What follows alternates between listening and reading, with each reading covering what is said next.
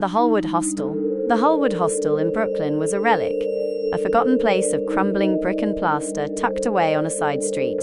It wasn't advertised on any tourist websites. You had to hear about it by word of mouth, a whispered secret among veteran backpackers. They talked about its low prices, its creaky charm, and the way it felt like a time capsule, but they never mentioned the things that came out at night. My name is Liam, and I thought I was an expert on New York.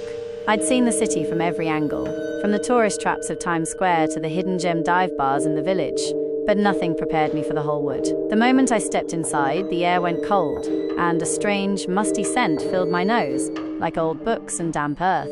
The manager, a gaunt, quiet man, handed me a key with a silver tag. Room 307. The room was Spartan. A single twin bed with a lumpy mattress, a small wooden desk, and a window that looked out onto a dark, brick alley. That first night, I was exhausted. I fell asleep quickly, but the sleep was thin and restless. I kept waking up to a faint tapping sound. Tap, tap, tap.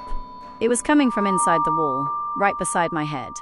I ignored it, telling myself it was just the building settling. The next night was worse. The tapping was gone, but now I heard a low, humming sound. It was like a sad, lonely song sung without words, and it seemed to float from the corner of the room. I sat up and switched on my phone's flashlight, shining it into the dark corner. Nothing, just an old, dusty radiator. I shook my head, convinced I was overtired.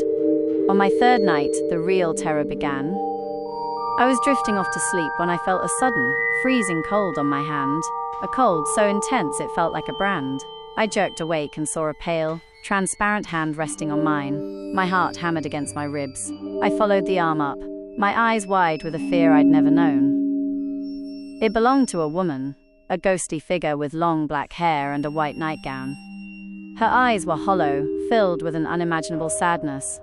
She didn't speak, she just looked at me, her face a mask of sorrow. I tried to scream, but no sound came out.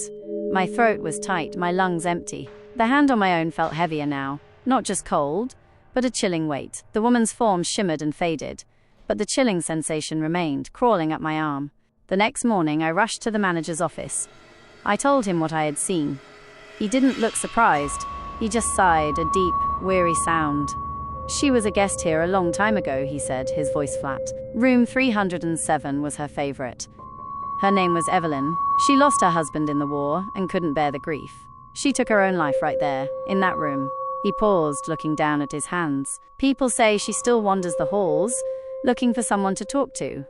She wants to share her sorrow, but she doesn't just talk, you see. She wants you to feel it. She wants to share her pain. I checked out immediately. I left my backpack and my keys on the counter and walked out into the bright New York sun, the cold of that spectral touch still lingering on my hand. I've never gone back to that part of Brooklyn, and to this day, when the air turns cold and the night is quiet, I can almost feel that chilling weight on my arm again, a ghost of a touch from the Haunted Hostel's eternal guest.